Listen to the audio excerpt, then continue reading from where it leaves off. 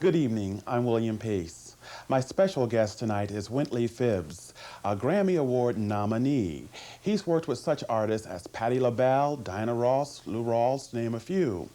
Tonight we're going to go to Casa Lupita and talk to the managing partner, Eduardo Welkes, manager Maria Stetzer, and head waiter Raul Cuela.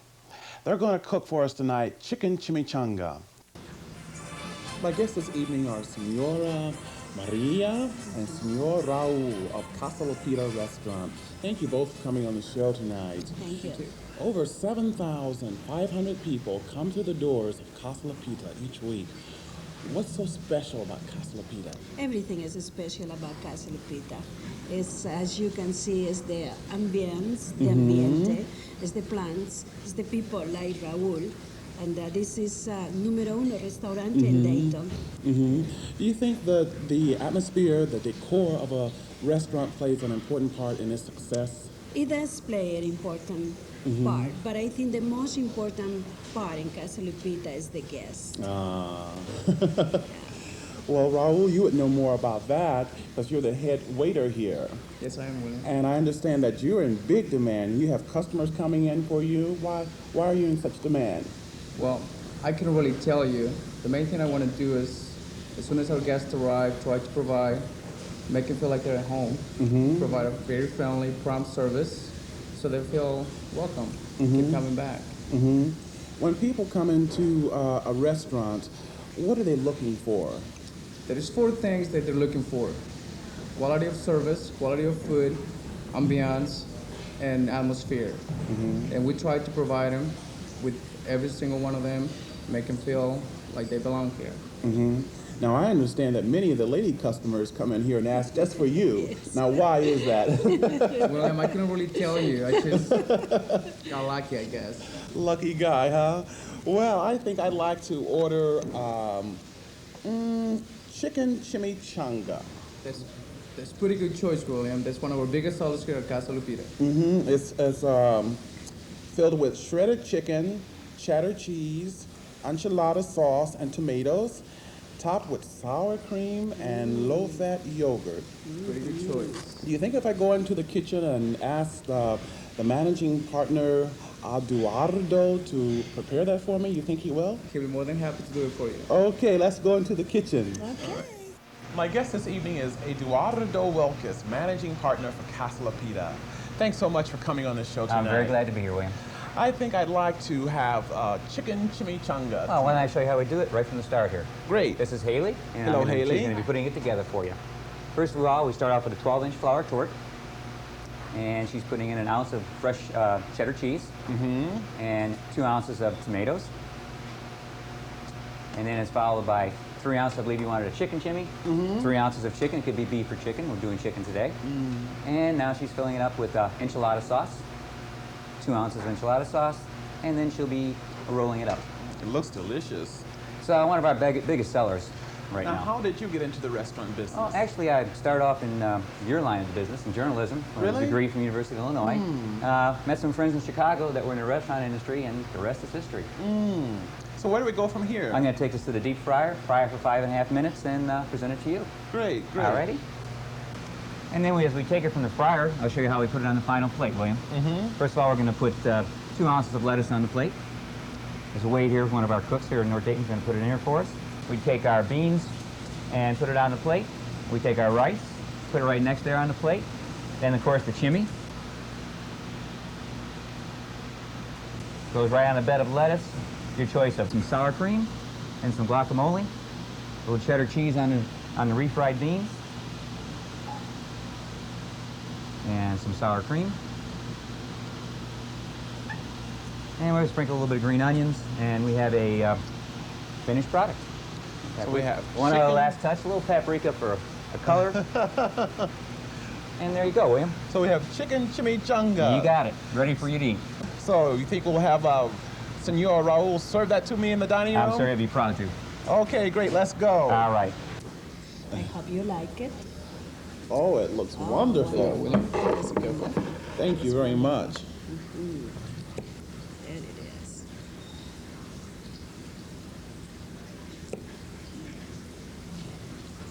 It's very tasty, very good. Well, I'd like to thank you for coming on the show You're tonight, welcome. Senor Maria, and also you, Senor Raul, coming on. Thank you. And I have a little gift for you, a box of Astor Price Just candy. like, yes. Thanks. And we just can't end this segment without a little singing, can we? Okay. A one, a two, a three. Happy, happy birthday on this special day. Happy, happy birthday, that's all I really say. Hey, happy, happy birthday.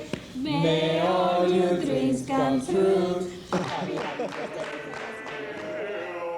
I gave you my life.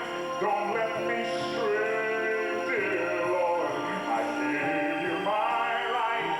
Please take and use it, Lord, to your will,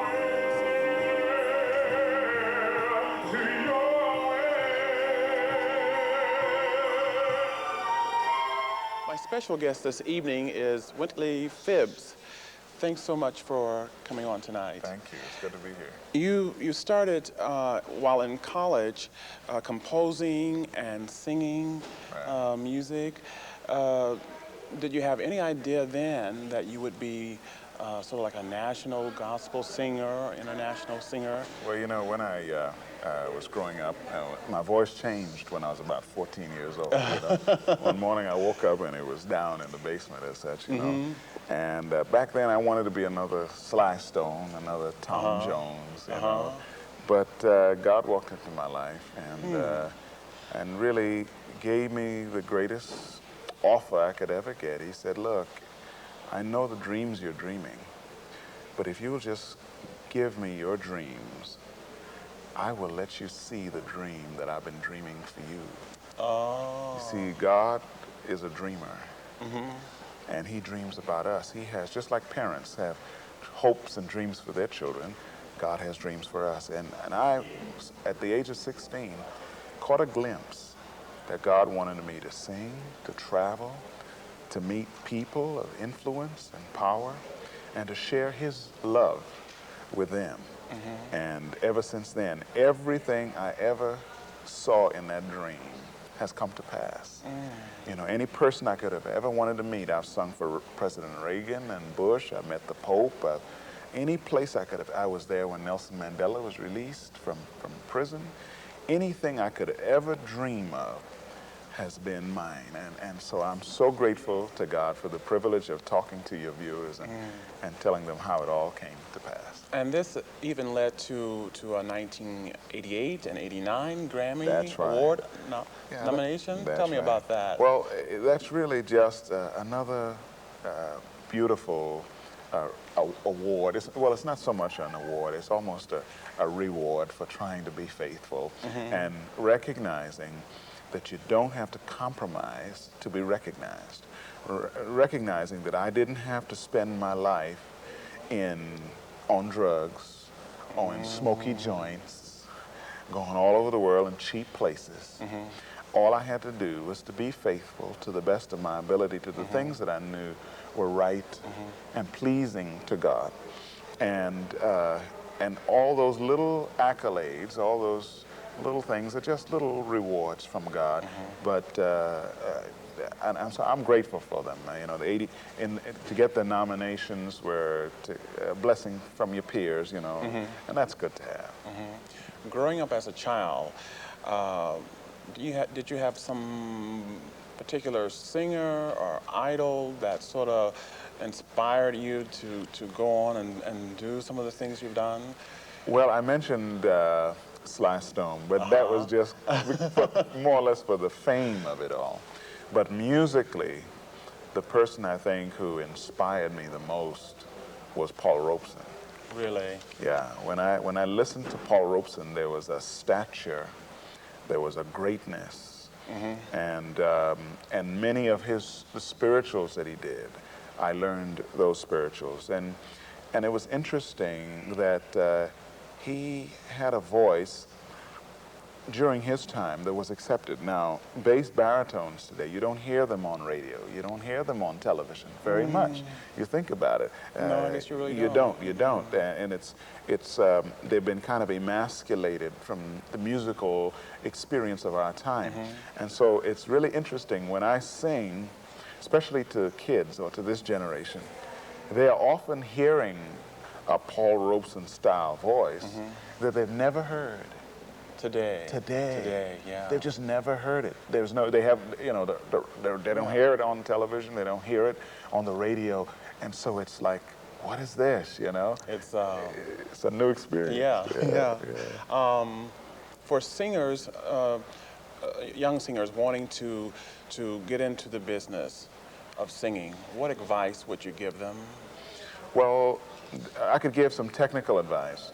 But one of the best things you could ever do is not try to sound like anyone else. Just be yourself. Be yourself. In other words, most people don't realize that the most beautiful voice they have is their natural voice. And then they go to school, they listen to records, and they try to sound like somebody else. Like what they think sounds good. When if they just talked, if they just sang the way they talk naturally, it would be so beautiful. But in terms of a career itself, I guess I come back to that little piece of advice that I gave, and that is that you don't have to compromise to be recognized.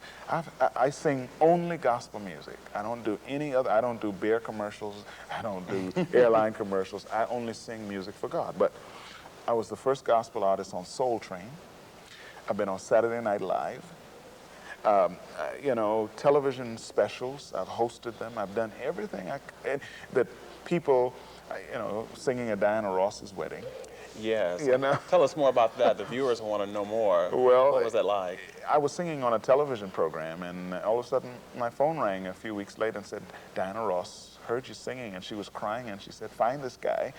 And they called if she wants you to sing at her wedding. I had never met her before in my life, which to me was really fantastic, because so often to try to make things happen, we try to engineer things. But the best things that could ever happen to you are the things that just, as it were, fall out of the sky. So you count heavily upon God to guide you and steer you in your career. Absolutely. He is my manager. He is my agent.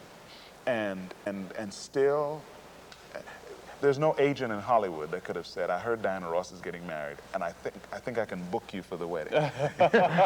You understand what I'm saying? It's just try to be faithful, do what you know is right, don't compromise your principles, your integrity, and don't run with the wrong crowd, because they will bring you down. And your dreams, no matter how high you're dreaming, can come to pass.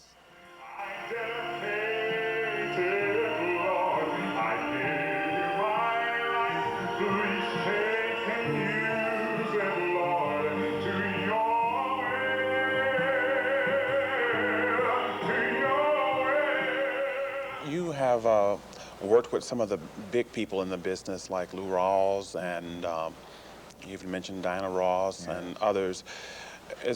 My latest album is called The Sun Will Shine Again, and it's a duet that I do with Patti LaBelle.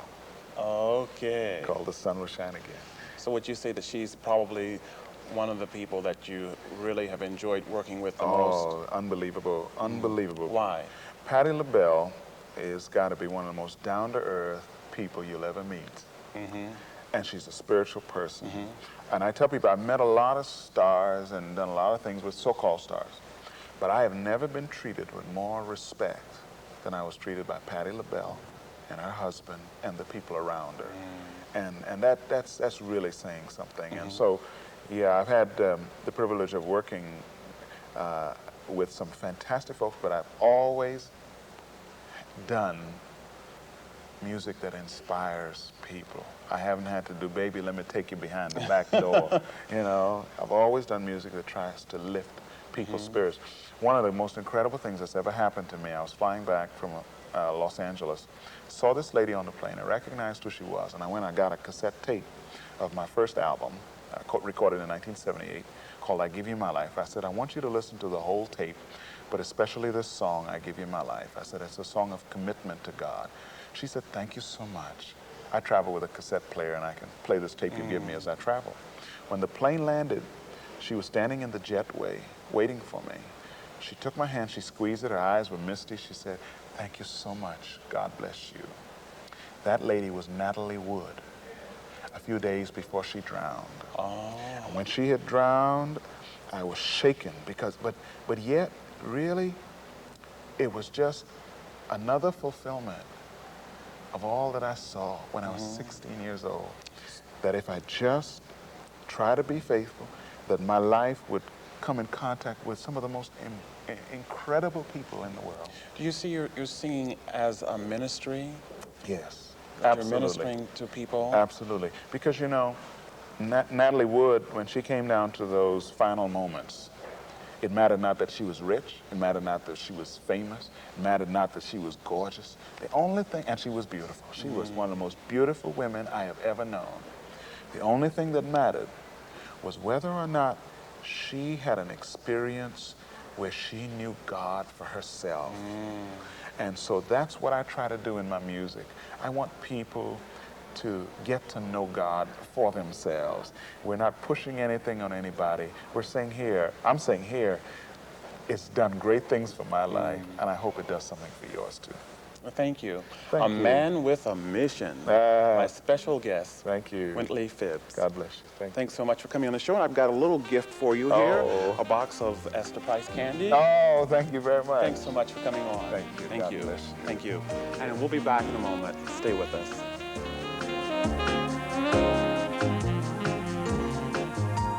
Gotta go. See you next Saturday night. Take care. Bye-bye.